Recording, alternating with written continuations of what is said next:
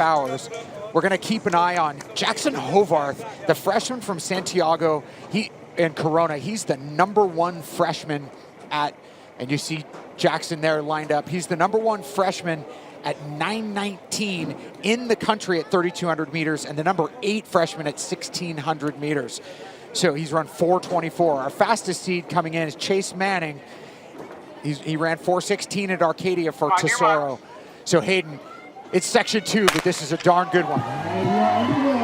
Kevin, we are officially at the evening session here at the 10, one of the best events on the calendar, obviously highlighted by the 10,000 meter races this evening, but we talked about it all afternoon. What a great opportunity it is for these high school athletes to come out here. You see the Hoka banners all the way around. You see the wave light on the inside.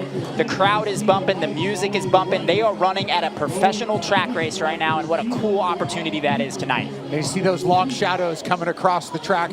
Our pace lights, we've got 2 sets for this race, one at 4:12 and then a different color, kind of a bluish color, will be at 4:16. And you see there, everybody's up on those green 4:12 lights at the moment.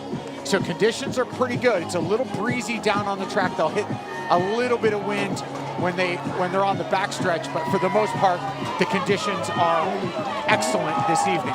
Top mark in California so far, 4:08.93. We've seen the top mark in California set at this race before. I might expect it to happen again. Maybe not in this B heat, but who knows? These guys could put something up there to make that A heat chase. Kai, we're out in 63 here. Carson Rawls of Liberty on the lead. Yeah, one athlete I want to keep your eyes on is Carson Amon from Miracosta. He's sitting in about 4th place right now. Keep in mind, this kid is 3rd in the state over 3,200 meters. He has the speed endurance. You do not want to let this kid sit on you for too long. Yeah, that time of 9 flat .97 is #6 in the U.S. as Carson Rawls continues to lead, but we expect Carson Amon to be a factor. He's currently in 4th. You see him there in yellow, tucked in that pace group. 9 flat already on the season. Yeah, I'd keep my eye on that chase pack right here. You got that leader getting a little bit of space as we kind of separate and we see that through the lights. But the chase pack, a lot of guys in there. They look smooth. They look relaxed. We talked about early this morning, a lot of disparity in those early morning races. But as we get into these evening races, the margins are so thin. These guys know what it takes to win these kind of races. They know the patience. And here we go, coming through 800 at about 2:07. Carson Rawls is a 4:20 guy, but he just took this thing out in 2:07.8. and he wants it. So he's staying on that 4:12 or 4:13 pace. Now Carson Amon of Miracosta looking to bridge that gap. He was about a second back through 800 meters. Guignard and De La Fuente chase in 3rd and 4th. Looks like Guignard of Chino Hills looking to bridge that gap as 3 are starting to come together on that 4:16 pace light. Kai, I think you made a really good point there. Carson Amon, the strength of the 3,200. I think that really shows at this moment in the race, right? He's going to have to get up front, and he's going to try to get a little bit of space away from these guys. I want to see him keep this momentum rolling. There's going to be some big kickers farther back, but he's going to be trying to take the sting out of that. You see him coming up on the leader's shoulder here. Let's see what decision he makes as we kind of come up on the bell. Teal Green now moving into position with 1 to go. We're at 3:13. He's just a 4:21 guy looking to make a statement here as Amon goes to the front. Green runs 64.1 on that 3rd circuit. So it's Amon, Green, Rawls, Mason Wynn of Beckman. He's ran 4:18 a year ago, and Connor Smith of Vacaville from Northern California sitting in 5th. Yeah, Green's doing a really good job of just kind of sitting right on Amon. Amon's doing the hard work up front. He's really driving this pace forward. He's chasing those lights, but Green is up to the task right now. I think he is in a great position to win this race. Amon throwing a punch right here. See if he can get a little bit of space and get rid of Green, but Green's going to try to hold on as we enter the final stretch. Hey, you said the strength of Amon at 3,200 meters. 9 flat already on the season. He's looking to drop that 4:19 lifetime best. And this is Carson Amon, the senior from Miracosta. And he's going to take section #2 in a big PR. Right around 4:14 for Carson Amon. Shows the strength, 4:14.5. That's going to put him in the top 25 in California so far this season. And Kevin, that was the B heat. Carson Amon making a statement here as one of the top runners in the state of California. 61 flat on the close. Teal Green with a big lifetime best in 4:15.26.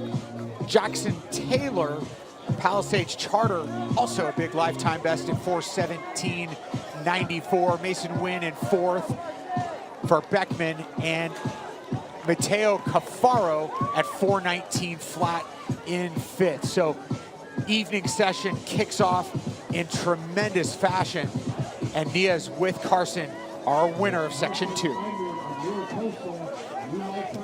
All right, what a race. You pulled away at the end. You were looking back a little bit. What did you trying to make sure that you got the win? I was just trying to pace myself, trying to make sure I didn't bring out too hard with like a lap to left, a lap to go. I want to make sure I still had something left for that final 200, final 150. What was the plan coming in today?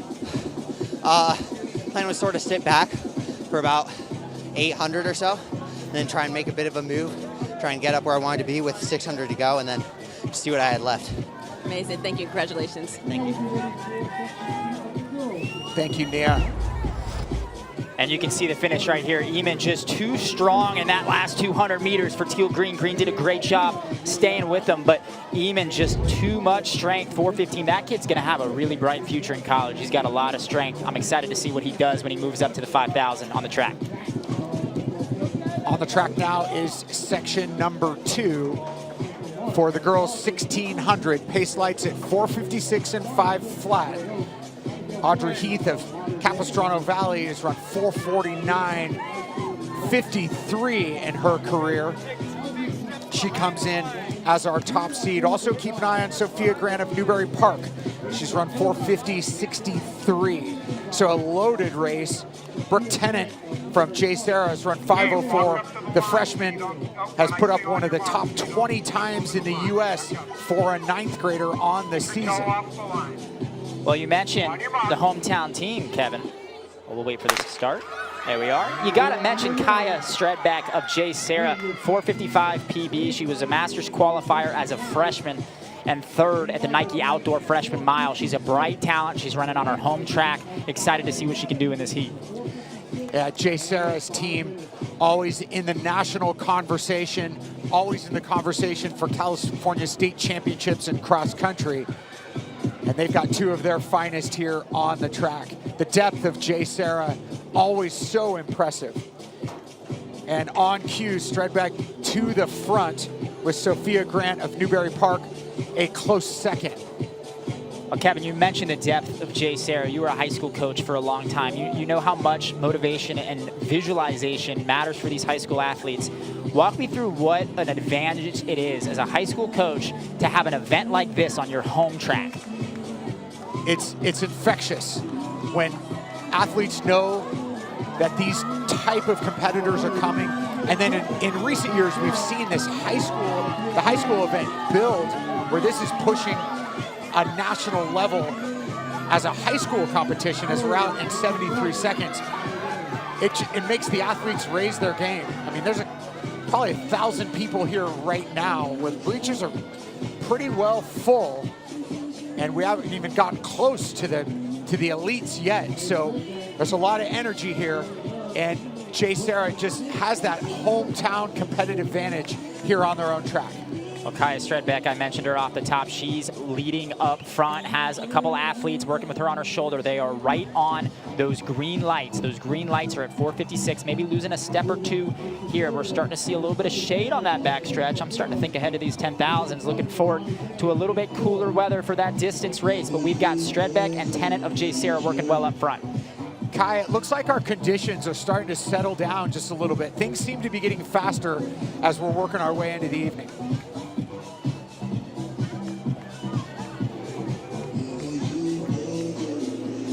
And everybody starting to pack up here. We're getting 4 wide out in lane 3. We've got an athlete swinging all the way wide. That's Abigail Farron of Woodbridge, who's decided enough is enough. I want to get on the front of this. But look at how many girls we have all up front, all duking it out. We're going to come through in 2:29. Millie Bales of Trabuco Hills among our competitors. Again, many athletes in this race are in the 5.0s. We've had a few that have been under, but most have not broken 5. So you see Bales going to the front. 74-75 on the openers. And Kai, our high school action is heating up. Yeah, so in the first heat, we saw Eamon, this is the 32 speed, that made the difference. And now we see Avina, she's in second right now from Marietta Valley. She's a CIF Masters qualifier in the 32 for 3 years in a row. We've seen what that 3200 speed endurance has done in the previous heat. Let's see if it pans out again. And Avina raced here a year ago, 4:56.71, her lifetime best. And she goes to the front right on those 4:56 pace lights. Hayden Kroger of Chase Sarah giving chase now into the top 3. And Millie Bales still fighting with Abby Feldman of Mater Dei running in 4th. Well, Kev, I think young Miss Avina heard us talking about her, because the moment we did, she started moving to the front, started pressing the pedal to the metal. She is making an attack here, 400 meters to go. She is leading, but she's got company. That was a great third lap, 73.6 for Avina. Kroger into position even faster on that third lap. So these two have separated, and they're up on those 4:56 pace lights, about to turn something special in here. So Avina moving for Marietta Valley. Hayden, does she have enough to get away from Kroger on her home track? Well, Hayden Kroger's got a great first name, so that's in her favor. But Avina's starting to pull away just a little bit, maybe 2 steps, as she's got the lights to chase up front. I don't think she's coming back. Yeah, Avina on those lights and moving in front of them. Kroger being chased by Feldman, I think it may be. And we've got a big close coming here now. And this is Sophia Grant of Newberry Park. Again, 450 lifetime best and a battle in the home straightaway. It's Avina, it's Grant. Can Grant do it? Sophia Grant presses with 50 to go. Moves into the lead. Newberry Park Senior takes section 2. Well, you can never count out Newberry Park. What a great close by Miss Grant, 4:56.0. That puts her in the top 15 in California so far this season. What a great race. 69.5 on the close for the Newberry Park Senior in a fine fashion to take it. Really blasted that last 200 and turning something special in. We hardly called her name much throughout the race. Sophia Grant leads 4 under 5 minutes as Ariel Avina runs 4:56.55. Millie Bales at 4:59 flat, and Kroger at 4:59.75. Nia Gibson is with our winner. What a race, what a kick. Before anything, you stayed right there on the wave lights. Let me ask you, what was the time coming in here? What was the idea? My idea today was just to break 5, and have the best start to the season. And so I really just wanted to kick that momentum, get up where I was last year. And that's how I came into this race today. Just telling myself, hey, you're capable of this, now go prove it. At what point in the race did you know that you weren't only going to hit your time, but you're going to get the win? Well, actually 1 lap to go. I didn't think I was even going to go sub 5. So I decided, okay, girls aren't that far ahead. Let's start kicking now and see how far it gets us, and if I can carry it the whole way through. I didn't think I would, but I somehow did. Thank you. You definitely did. Congratulations and thank you. Thank you. Thank you, Nia. That was an inspiring run. Next up on the track here at the 10, some true middle distance, the top 800 meter boys. Doing it next here on FloTrack.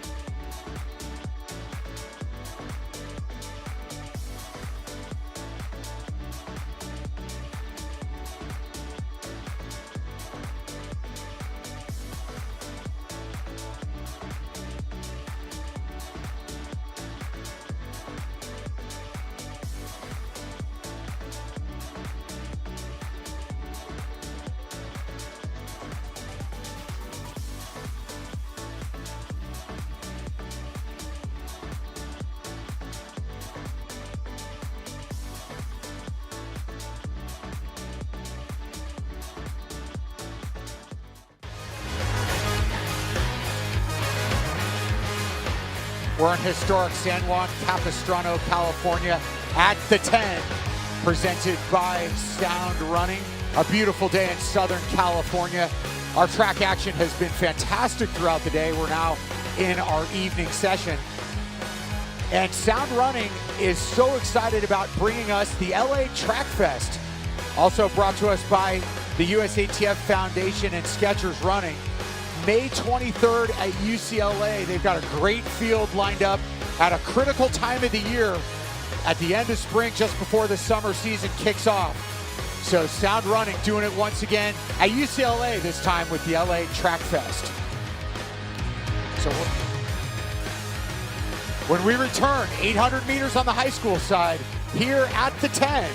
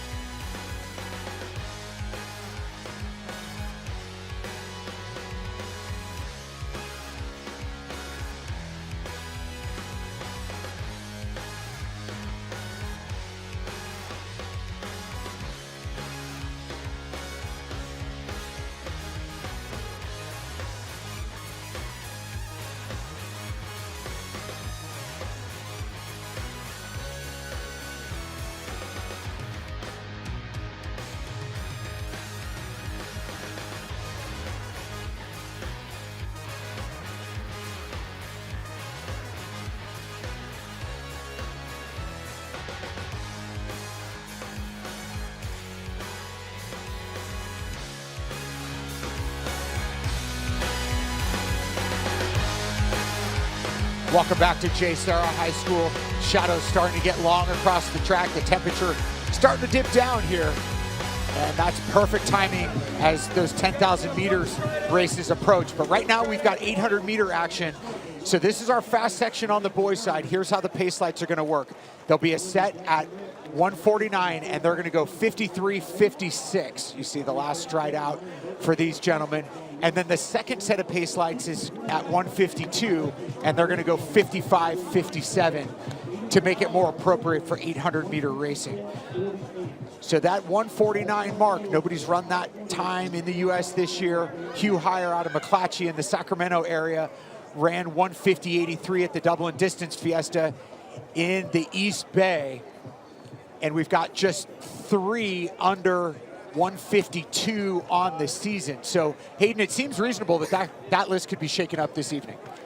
Well, Kevin, you and I watched that afternoon session, and we watched race after race where athletes got in front of those wave lights and they ran PRs. It is a really great day to run fast, and one of the things that really helps that here is having such great competition. These pro races this evening attract so much high school talent, and when you're racing against somebody shoulder to shoulder that's just as good as you are, it truly brings out the best in each one of these athletes. Don't lose your balance.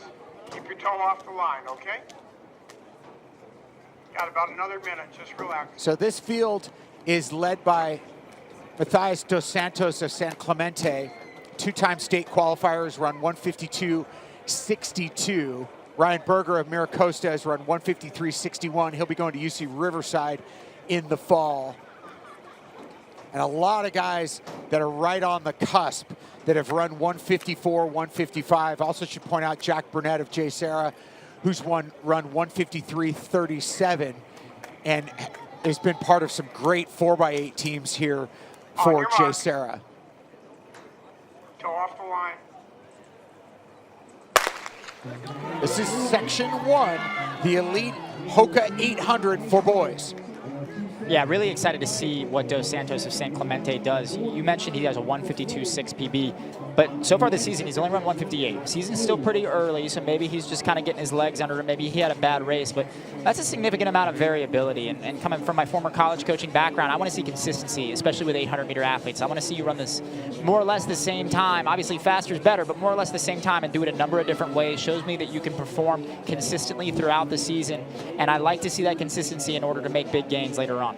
So Tyler Halverson of West Ranch, who's run 153.74, took advantage of a little open gap there and got onto the rail at 200 meters to be right on top of those lights. Rhett Klinger of Valencia runs on the outside in the checkered top. Dos Santos running wide now into second, right on the shoulder of Klinger.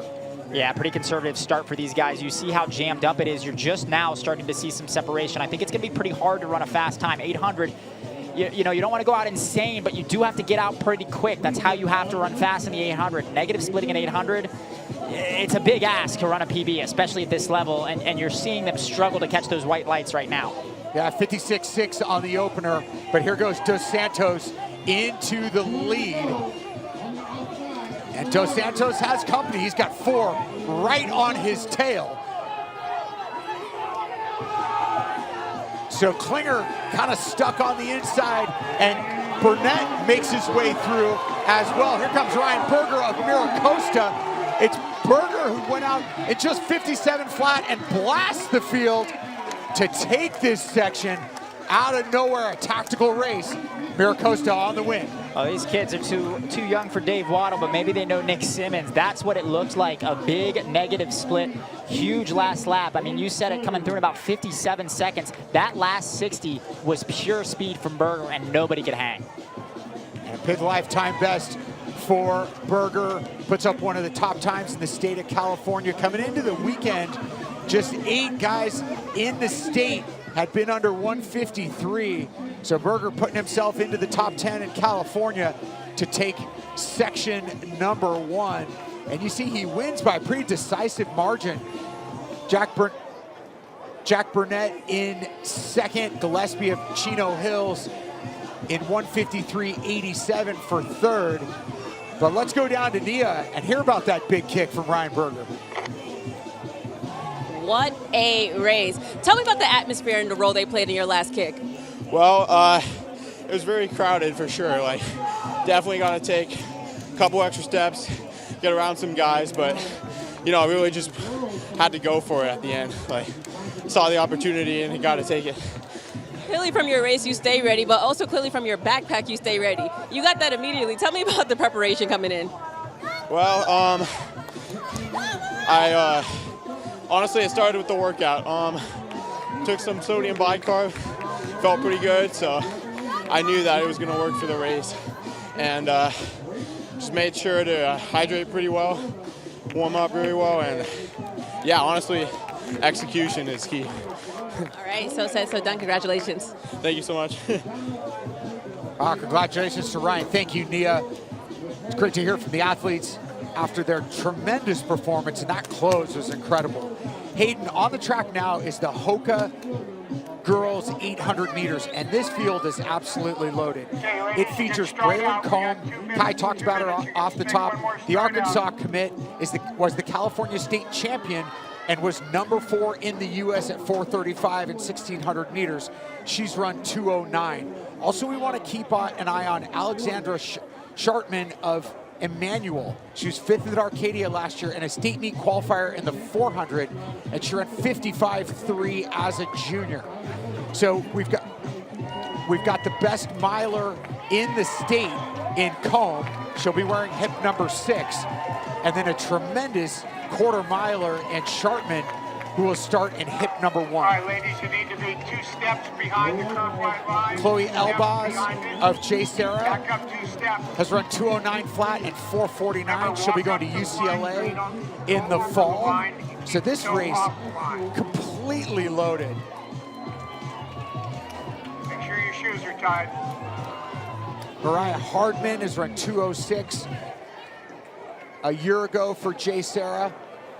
There's Braylon Combe of Santiago of Corona, as mentioned, the defending state champion in the 1600. Just to her inside will be Schartman.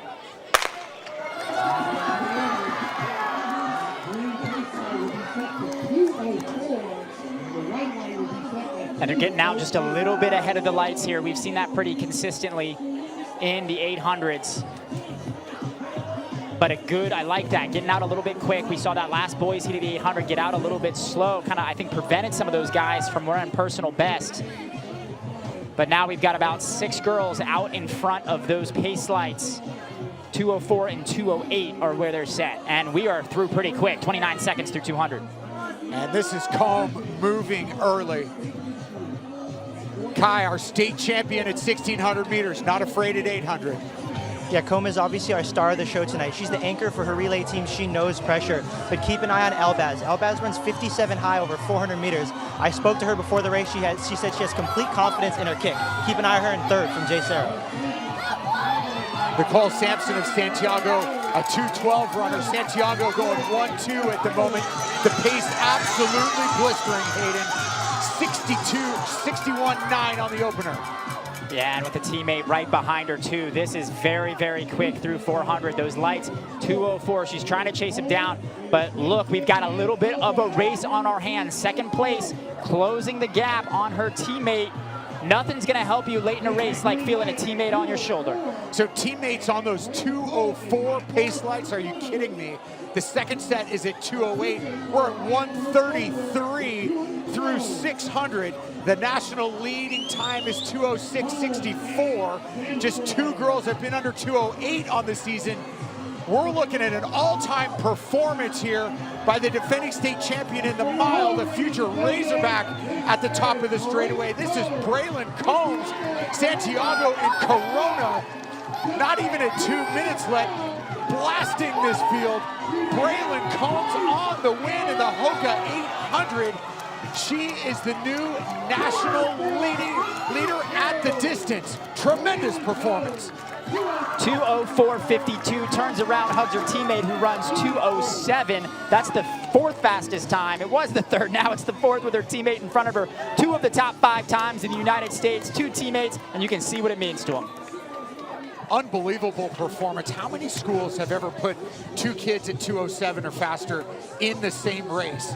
Like, that is a historic run.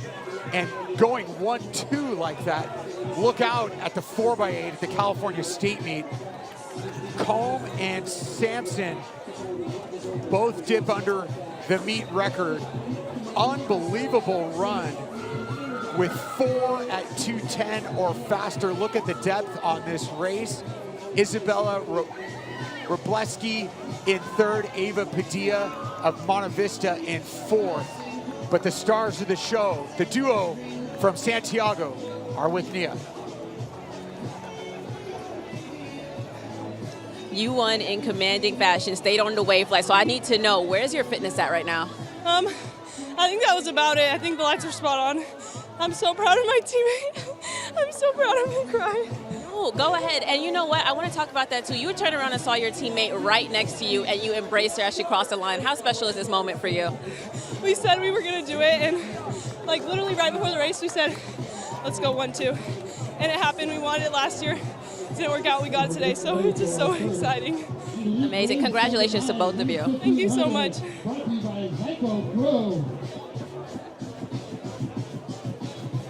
One of the beautiful things and unique aspects of this meet is that we go from high school to the pros. So our next race on the track will be the 1,500 meters for women. And we have a competitive field here, Hayden, where it's a little bit wide open. Probably at the top of the field is Gabby Jennings. You see her there in red for Adidas. The number 5 steepler in U.S. history has run 4:04.43. And we talked at the top of the show about athletes, you know, testing some different waters. We're seeing it here in the 1,500.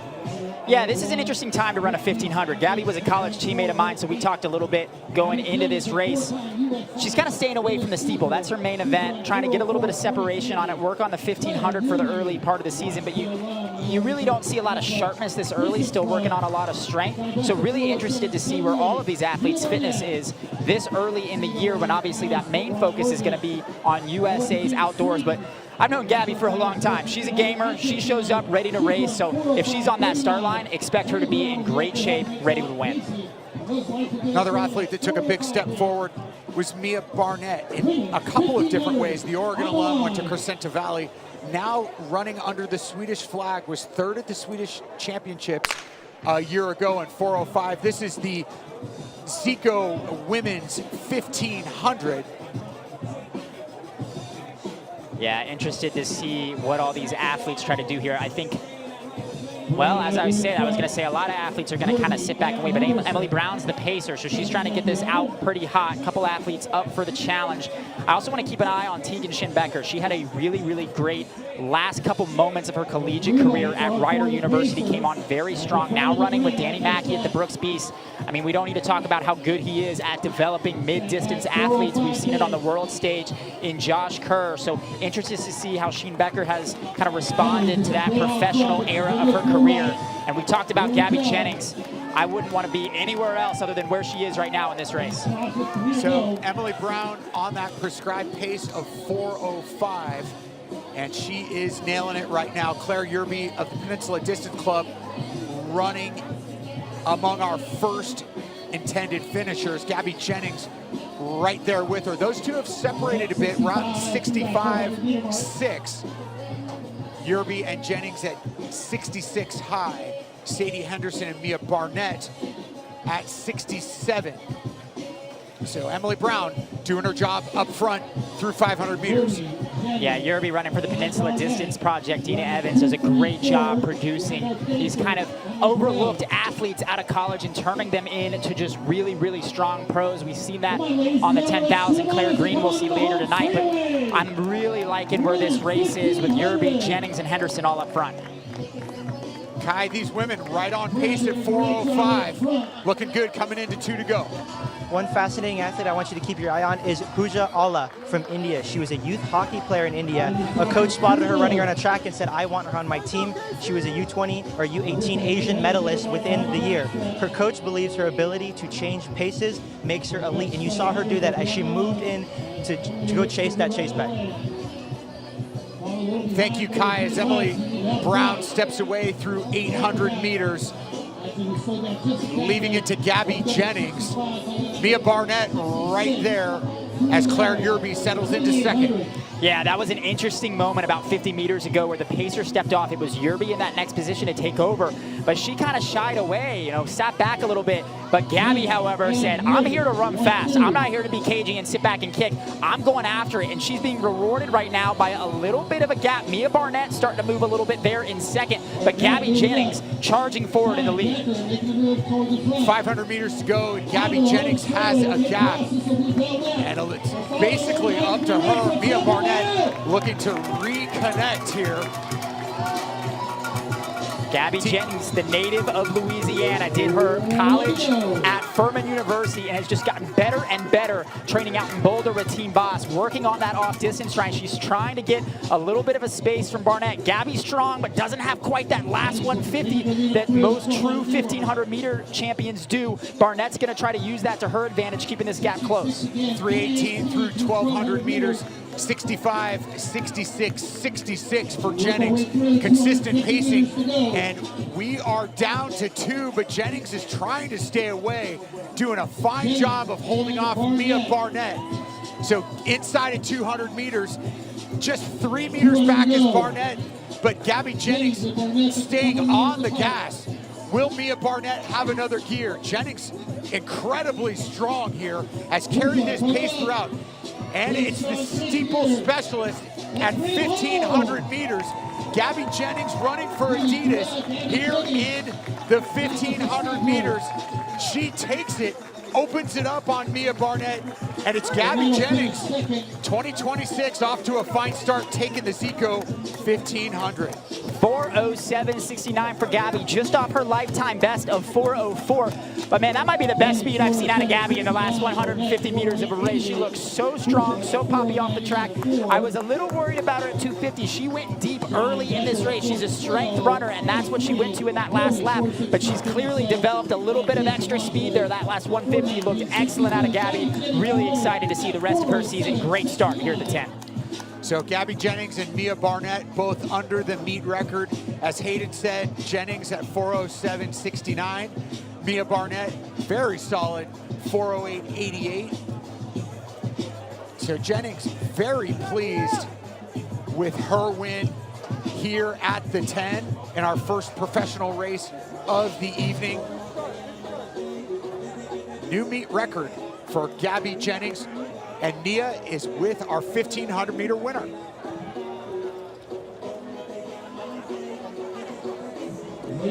All smiles when you crossed the line just now. Tell me what the strategy was coming into today. My strategy was to just close hard. I kind of knew it was going to be a little breezy on that backstretch, so I didn't want to take 2 back stretches, but I ended up doing that. So just closing hard. That's really what I was looking for. So then tell me, even like just talking about the preparation coming in here, closing hard was the goal. So how did like practice look, strategy? We did talk about strategy, but like practice, what did your coach say to you? He just said close hard. We've been doing kind of like, this is kind of like a time trial-y kind of effort. So yeah, just using early races this season as hard stimulus in training. So amazing. It's an expensive workout, kind of, but still race feeling in the legs. That was hard, but it's a good building block. And very much so worth it. Congratulations. Thank you. Great work by Gabby Jennings. Front running pays off. As we now move to the Zico men's 1500, you see the meet record by Masadi from a year ago, 3:35.55. Our pace slides will be at that 3:35 pace. Nixon Career, the Azusa Pacific alum, is our pacer. We got some interesting stories here in this race. Led by Brandon Miller, the Olympian at 800 meters, the number 9 800 meter man in American history, an NCAA champ while at Texas A&M, has run 3:35.27, Hayden. He's a hell of a 1500 meter runner. Obviously, he's an 800 meter specialist, but you see Miller there, hip number 3.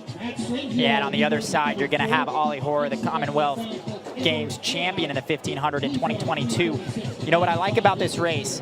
In high school, we talk a lot about team, right? You're running for your team, you're working for your team, and then you've got those team rivalries that evolve over time. The college, after college, you kind of lose that a little bit in the pro world. But here we have 3 OAC athletes: Ollie Hoare, Mario Garcia-Romo, and Dylan Jacobs, and we have 4 Brooks Beast athletes: Walid Suleiman, Brandon Miller, Matt Strangio, and Parker Stokes. There's going to be a little bit of team dynamics here. A lot of these athletes were probably recruited from both sides and want to prove, hey, I made the right decision, I went to the right team, and my training environment is working well for me. But we've got some really great athletes. I'm excited to see Brandon Miller and Ollie Hoare kind of do battle, but we also need to talk about Walid Suleiman. He is an excellent 1500 meter runner. He's a little spotty at times, but when he's at his best, he is really, really dangerous. So I'm excited to see what shape he's in today, but a lot of great athletes in this field. You see Matt Strangio right there, the California native and University of Portland alum, making his outdoor debut on the track as a professional, if I'm not mistaken. There's Mario Garcia-Romo, NCAA champion while at Ole Miss. 2 top 6 finishes at the World Championships. Had a difficult last couple of years, and love to see Garcia-Romo get back into the mix. Dylan Jacobs was an NCAA champion and the number 9 all-time performer at 3K here, drops down to 1500 meters. Dylan Jacobs had a tremendous closer, and it'll be interesting to see how he mixes it up here. This early season racing where you got Dylan Jacobs and Brandon Miller on the track at the same time. Pretty interesting field here assembled in the Zico 1500. Excited to see the international flair to this field as well. Keep an eye on Kumar Siraj, Asian athletics gold medalist in this event in the 1500. He's in lane 1, probably an unfamiliar face to US-based athletes, but very strong internationally. Garrett McQuitty wears hip number 5 in this men's 1500. Had a great run at 2K in the US Cross Country Championships. So it's career scheduled to go at 3:35 pace. Oliver Hoare puts himself right on that rabbit. Probably a good move for Oliver Hoare, where we know he can run that pace, the 2-time Olympian. And I'm just hearing Parker Stokes unfortunately had to scratch, pulled out yesterday with a little bit of an injury, just a short term, trying to be patient. Remember, we talked about this is kind of an odd time in the season for the 1500 meter runners especially. They really want to be sharp late. So right now they're kind of still working on their strength. So I see from the coach's perspective, if anything's, you know, even slightly off right now, let's pull that early season race. Gabby talked about how kind of this was a time trial for her. She kind of skipped indoors, so maybe trying to get some hard efforts. But I know that this team battle is going to be on the line for these OAC and Brooks Beast guys. They're going to want to beat each other. So Nixon Career out very quickly. Kai, the OAC looking strong here early. You guys touched a lot early on the OAC dynamic here. One of the earliest catalysts for OAC's absolutely dominant rise to the top of the track world is Mario Garcia Roma, the Spanish national. However, he's had a quiet last couple of years. He hasn't PR'd in the 1500 in almost 3 years. So he's looking to make a big comeback tonight. I spoke to his teammate Dylan Johnson tonight, and he said him and Mario are looking to go out there, have fun, compete, not worry too much about time. Garrett McQuitty moving on the outside into the top 5 as Ollie Hoare moves past the rabbit. He's got Brandon Miller on his heels there at 140 with 2 to go. The pace backed off and Ollie made a move. Dylan Jacobs sits in second. Correction, that is Suleiman running in second with Miller in fourth. 156, so pace has slowed down. A little tactical here, Hayden. Yeah, just kind of eyeballing this race and knowing these guys, I'd be really wary of the Brooks Beast speed. And Ollie just kind of stepping aside there, doesn't want to take the lead, but Waleed's fine with that. He's ready to go. Waleed's got a really good finish there at the end. But Brandon Miller, I mean, we think of him as an 800-meter guy, but he's looking pretty comfortable in this 1500. I like where he's positioned right now. His teammates up front. He doesn't need to worry about anything up there as he's got 2 OAC athletes between. But you're kind of seeing that team battle at play, right? We got Brooks Beast in first and fourth and OAC in second and third, and we're starting to get Strangio in the mix, trying to come back out of this chase pack. Suleiman, Hoare, Jacobs, and Miller at 2:39. So not the quickest of paces, but a battle with our top 4, Strangio and McQuitty, trying to bridge that gap. So Suleiman right at 1,200 meters. Well, you know, we all like to talk about speed at the finish. Well, you have a world-class 800-meter runner sitting in fourth, now moving into third. Really excited to see if he feels strong enough to launch a kick. Waleed's pushing from the front. Ollie's got great speed as well. But can Brandon Miller get room to move here? Because he's got some serious wheels. Strangio battling to catch this group. Watch Strangio as Suleiman leads. Hoare, Miller, and Jacobs, but Suleiman's holding that pole position. Ollie swinging wide, Jacobs swinging wide. Here comes Strangio. We've got a 2-man battle, and it's Ollie Hoare puts the shoulder down and moves to the front. And may have taken it with a lead. The timer's got Ollie Hoare winning by 0.06 of a second. What a battle between Hoare and Waleed. They both run 3:35.8. Really good battle. OAC goes 1-3. Brooks Beast goes 2-4-5. Brandon Miller just maybe not quite the strength there in the 1,500 meter yet, but obviously an unbelievably good 800 meter runner. If he can run 3:37 in the 15, I would not want to race him in an 800 this season. 56.5 on the close for Ollie Hoare. That's a promising outdoor opener as he says what's up to the Brooks Beast. Strangio with a lifetime best in fourth at 3:36.53. Dylan Jacobs, a huge lifetime best, has only run 3:46, never really raced the distance. Impressive third place. And Suleiman hangs on, battles Oliver Hoare, takes second at 3:35.88. And we'll go down to Nia. She's with Ollie.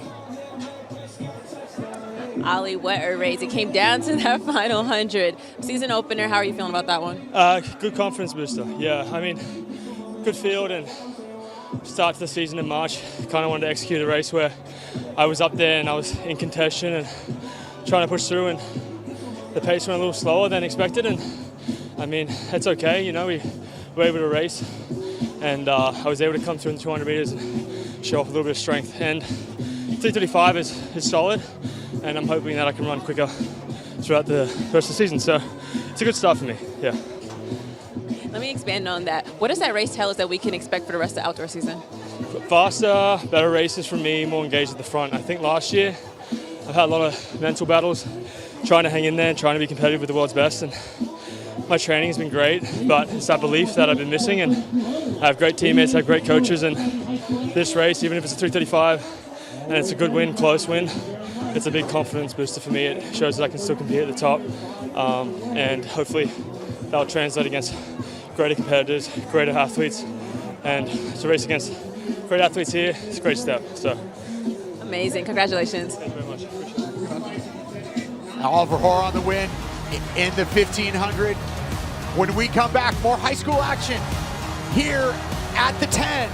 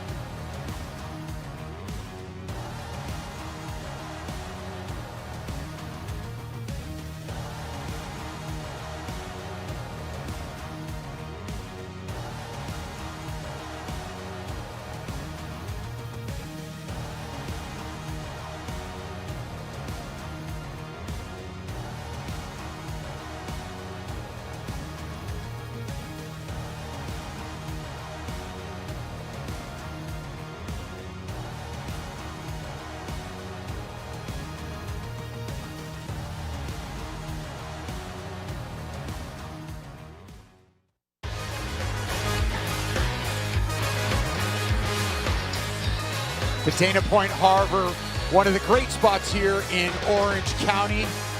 If you're not going to be at a track meet, being out on a boat there looks pretty inviting. But we are excited to see this field. Look at these gentlemen. This is section number 1 in the Hoka Elite Boys 3200.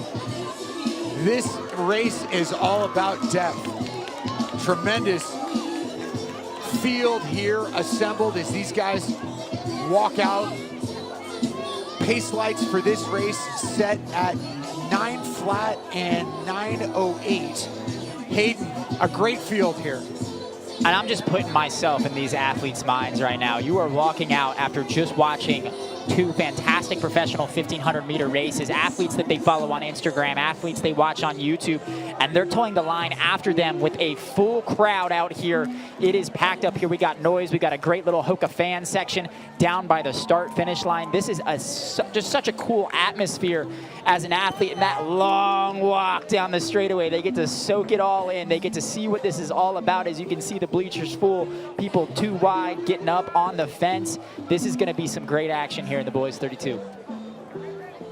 Maximo Zavaleta is entered in both this 1600 and, or this 3200 and the 1600, the UCLA commit, and we'll try to see if he's on the track. He's number 5 in the US. He's run 4:08.93 already, and we're not quite seeing him on the track. There's Rowan Prindeville from Northern California, Woodside Priory. So a lot of these athletes looking to take a dip down below that meet record of 9:12.24. South Pasadena with a trio. So this is a heck of a field assembled here as these gentlemen eagerly await the start of this race. So basically everybody in this field has run between 9:10 and 9:30. So those pace lights, All right, gentlemen, be careful when I say on your mark. Walk up to the line. are so set don't step over the line. to bring these guys to some really fast times. 9 flat seems aggressive, but the temperatures are cooling off as the sun goes down. This is the Hoka 3200 meter elite race for boys.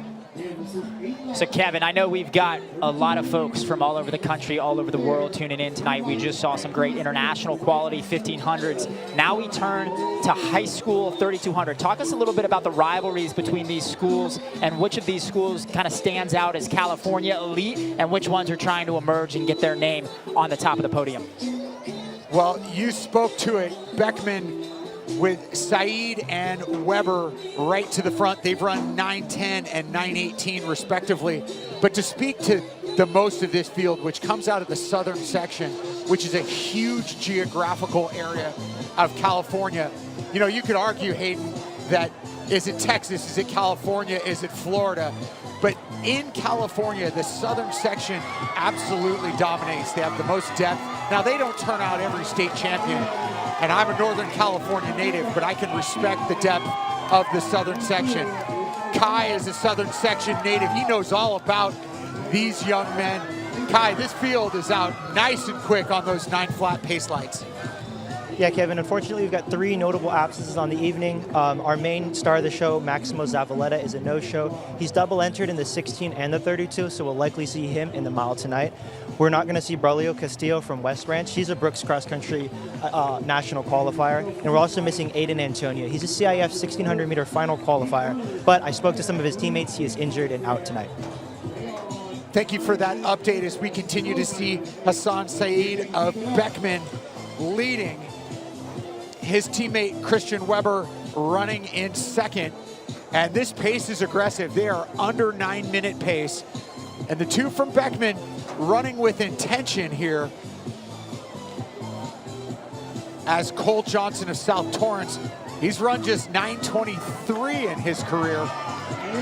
He is running in third. From Great Oak moving up is Marco Franco, who's run 9:20. So a lot of guys looking to take a step here. We're at 2:15. Yeah, I was just about to say, Kevin, we're getting out pretty aggressive. Those green lights set to 9 flat. Those white lights behind, you can see them a couple steps behind at 9:08. None of these guys have broken 9. They're getting out pretty aggressive. What are you thinking right now? Well, I just see, as you mentioned, that aggressive pace, there was a switch up front where the Beckman runners intentionally rotated.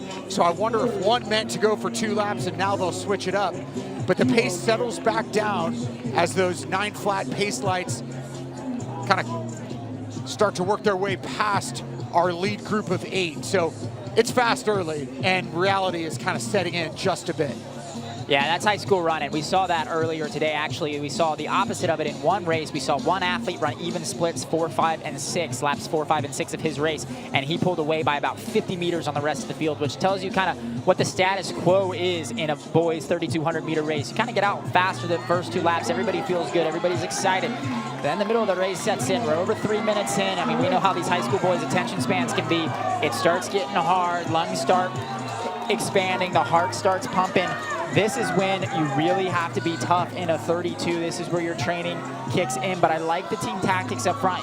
You kind of called it out, Kevin. A little bit of trade-off of the lead helps with the focus. Let one athlete focus on a lap, then let the next athlete focus on a lap. We see it from the Ethiopians on the world stage. Why not see it from Beckman on the high school stage here at the 10? And attached to that teamwork up front is Sebastian Bello of Trabuco Hills, running very comfortably in third.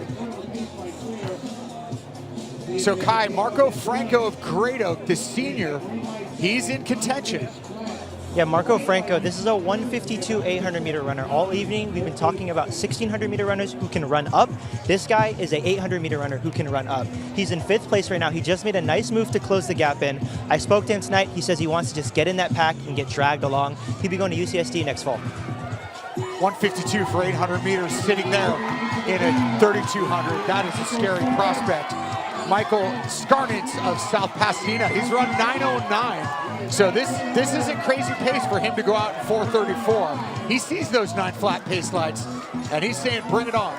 Yeah, I mean, if you're a 9:09 guy and you got pace lights set up like this, 9 flat, beautiful night, good fans, why not go for it, right? This is a great moment, great inflection point in this race where if you're his coach, you're thinking, all right, he's either going to sit back and he's kind of wait and race the race, or he's going to go get something. And I'm sure coach said something to him, maybe right before that move, right? Maybe before the race of, hey man, this is a great opportunity. We don't get wave lights every single week. We don't get to run with Hoka banners all the way around. This is a really cool environment. Take advantage of it. Go try to put yourself out there and get yourself in a position to PR.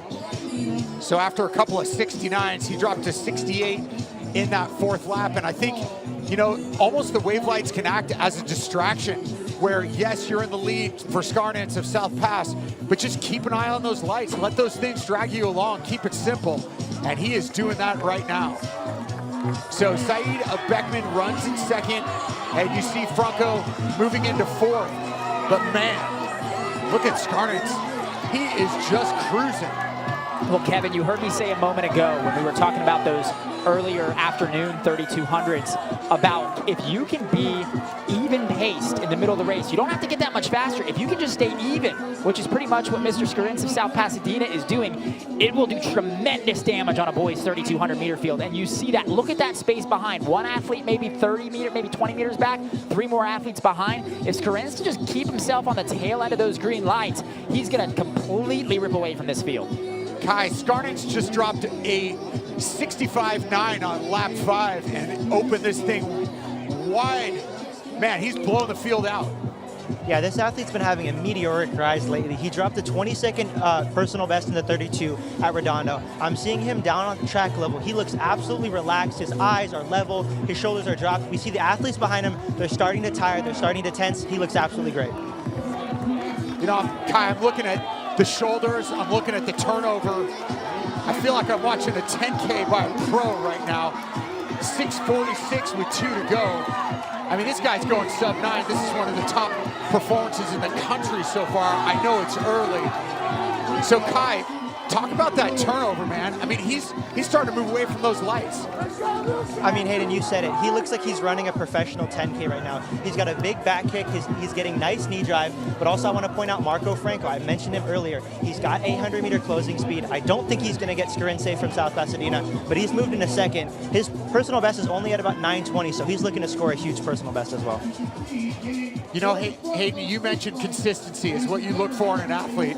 And I know we were only watching a small sample here, but this is quite a show. Beautiful, dead even. College coaches are going to love what they're seeing right now, saying super even up front, working off those pace lights and being tough in the middle of the race.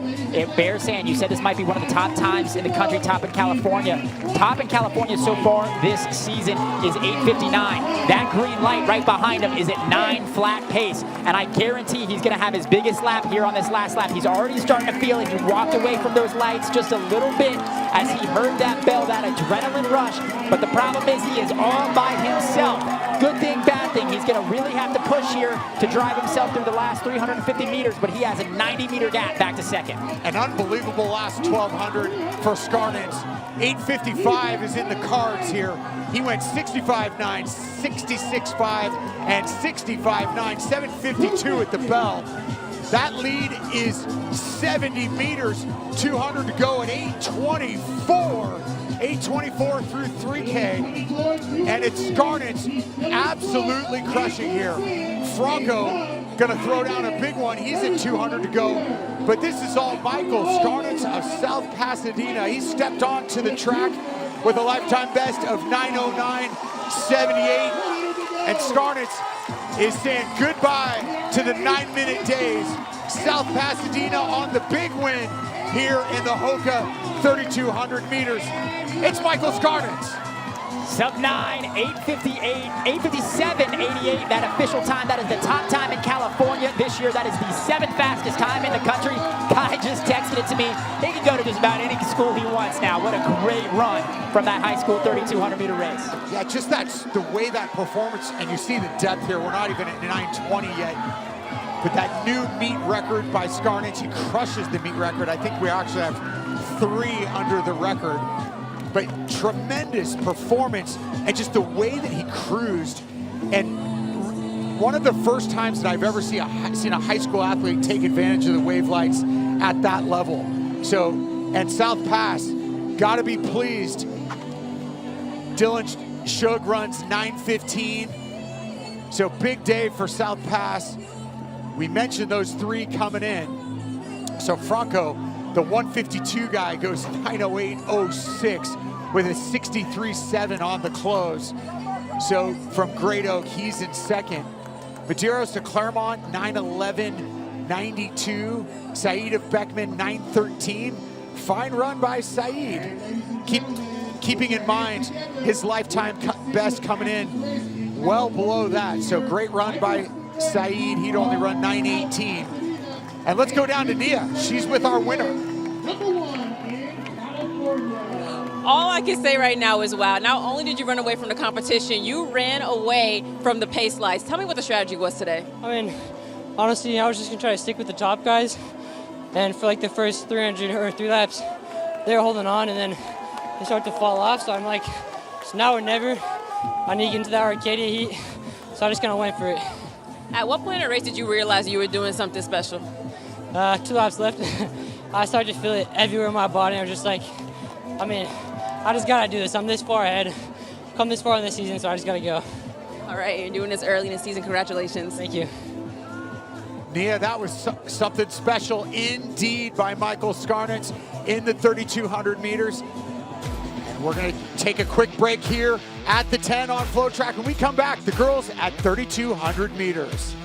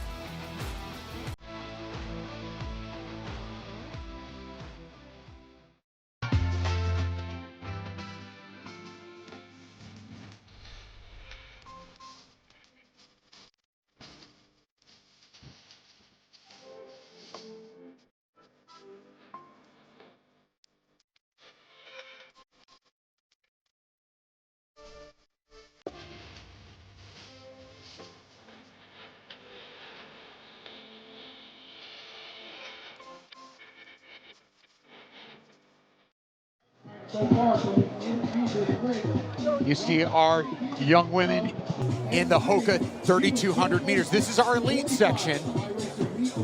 Another stacked field lined up here. The pace lights for the girls, 3,200.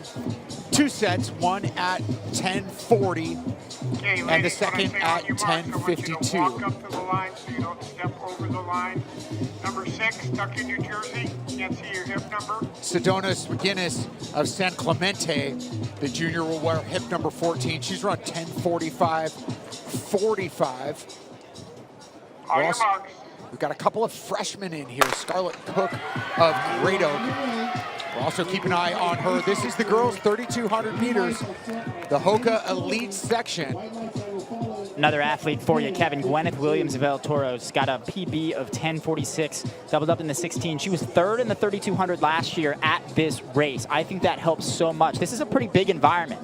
I was just talking to one of my athletes moments ago, her first professional track meet. It's a little intimidating out here. Now, especially if you think of that from a high schooler's point of view, you're watching professional athletes warm up, you're sharing the warm-up area with them, just adds a little extra stress. If you've done this before, if you've been here before, just adds a little bit of an element of visualization. You're comfortable in this environment. You can really focus on your race and not get distracted by all these awesome surrounding things that are happening. But that's such a challenge as an athlete, especially most of these athletes are track fans themselves, right? So to be able to separate that and say, hey, yeah, this is really cool. I get to watch my favorite athlete on Instagram race tonight, but I also have my race to think about. So I want to focus on that. So that's why I think Gwyneth Williams of El Toro is nicely positioned here with that experience from last year.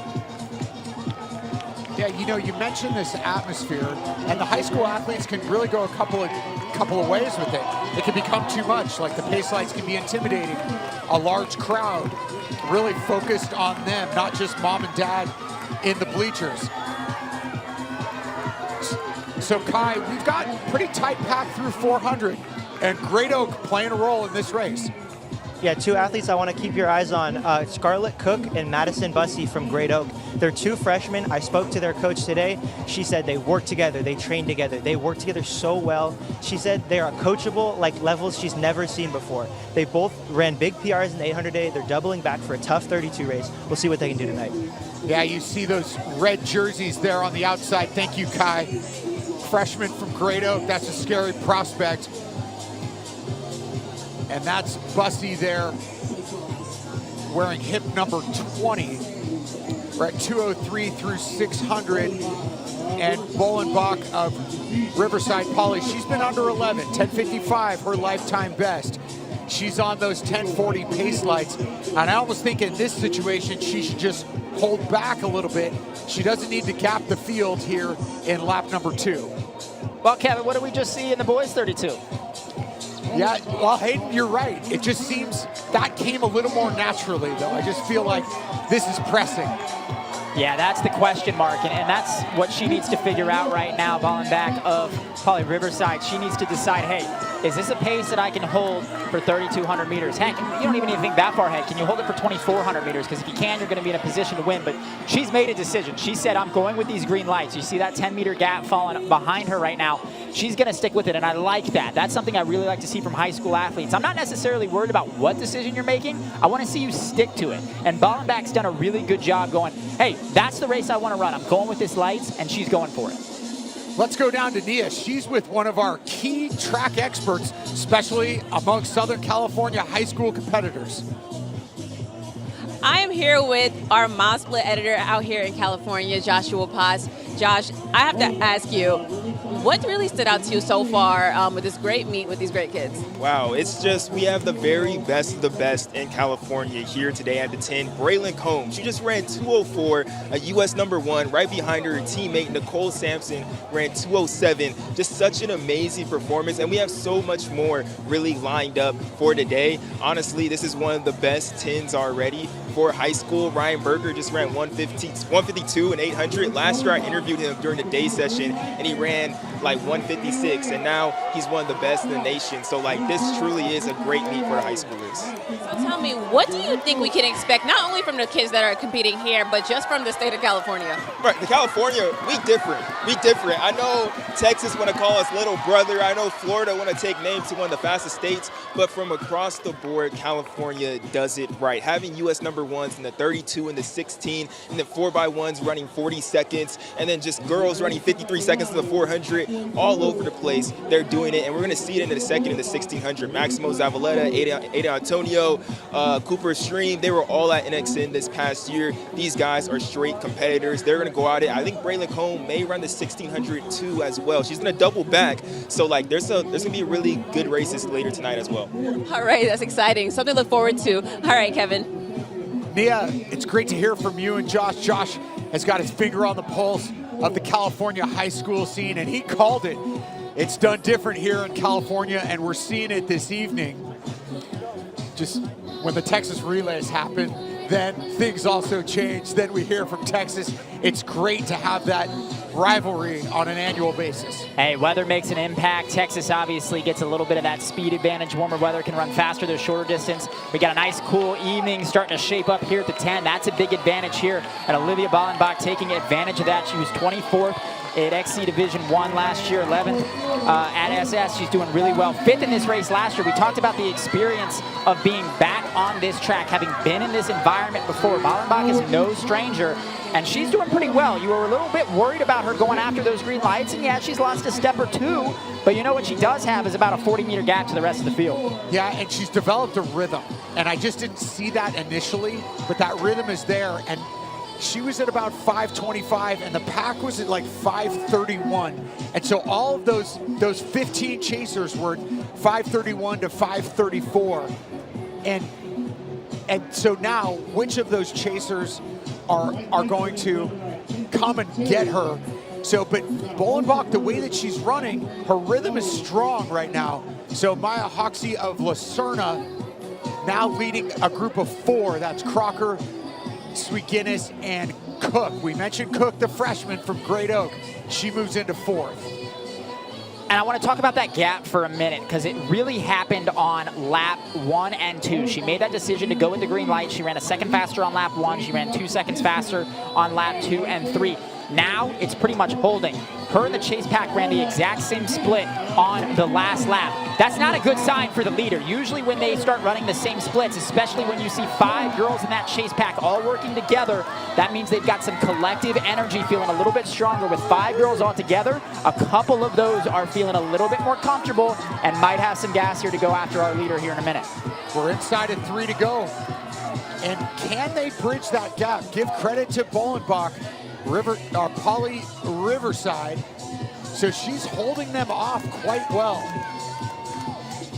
So Kai, Bolenbach turning in a good one here, running solo into the second half of this 3200. Yeah, Bolenbach has opened the race up strong, but I'm down here on track level. You see the head starting to roll a little bit, which sometimes can be a concerning sign with athletes. I like a lot of these athletes in the second chase backer here, especially Crocker and Swiginas from San Clemente. Those two look really strong. Scarlett Cook now moving into second. The freshman from Great Oak. Can she bridge that gap? See, I feel like that gap, Hayden, just hasn't really changed. I feel like it's been that 10 to 20 meters throughout this race. I'll tell you when it's going to change. Right after 800 meters to go, that's when these girls start realizing, hey, I'm at the tail end of this race. I've done the hard work. It's now time to dig a little deeper. But these girls are doing a really good job of maintaining the gap. That's something that a lot of high school athletes really struggle with, is when there's a gap that's created, don't just let it blow open. Stay in contention. And these 3 girls in that chase pack have done a really good job. And what did I say? 800 meters, starting to feel that gap, starting to close with every single step. But these 3 girls able to work off each other while chasing a common goal out in front. Lily Schroeder, the sophomore from El Toro, on the outside. When she just came through, her stride looked a little bit different. She had a little more pop. She hasn't done as much work. Now she moves into second. So just the way that she's moving with efficiency, her stride looks really strong. She's got her teammate right there with her. That's Ava Crocker. But the freshman from Great Oak, Cook, she's not going away. 600 meters to go. And you know what? I thought that gap was going to close a little bit closer, but Bolenbach's found a little bit of an extra gas here. She's staying on it. I do think she's going to get caught. I think it's going to happen maybe right before the bell, maybe on this straightaway, but she's doing a really good job to stay strong up front. So now here comes Schroeder with Cook in third. And now Schroeder going into the lead. Now can Bolenbach respond? This is the critical moment of the race. And she has kind of responded. She should just tuck in and let Schroeder do the work. We hit the bell at 9:37. Yeah, Lily Schroeder's made a really good move here, but she's still got a lot of race sitting right behind her. Bolenbach right there, Crocker right there. I mean, we got 3 athletes that are all in contention. You see Bolenbach starting to open up that stride. She's not out of this yet. She put in a lot of hard work in the middle of this race, but she saved something here for the end. Look at this duel with 300 meters to go. Yeah, Bolenbach responded almost with defiance and aggression here as she fights back. But Schroeder with a gear. Impressive move by Bolenbach. And it's Schroeder 10:14 with 200 to go. And now Schroeder moves away. She separates. She's got some wave lights right underneath her that are going to carry her through. Lily Schroeder, the sophomore from El Toro, on the move. And Lily Schroeder gonna take this as Scarlett Cook now moving into second, Bolenbach battling in third. But it's the sophomore from El Toro on the win in a big close. It's Lily Schroeder. Wow, what great patience. We talked about managing the gap. Ballenbach went out in front. She set the standard high. That chase pack, including Schroeder, stayed patient. They managed the gap. They ran about the same splits as Ballenbach for the second half of that race. And Schroeder just kind of followed the chase pack, let other people do the work. That was a professional level race for her in the way that she managed that field, got into position, and when she was ready to go, she never looked back. Kept accelerating throughout that last 400, and she is going to come away with a win. 10:48 with a 70-second last lap. What a great close coming off of a bunch of 82s. Yeah, she blistered that last lap. Fastest time of her career came a year ago here at the 10. She ran 11:05 in 2025 here. Goes 10:48 today. Like you mentioned, 70.7 on the finish. And it really all came in like the last 250. That's where she really opened things up, really started crushing, separated herself from Ballenbach, and took the 3,200.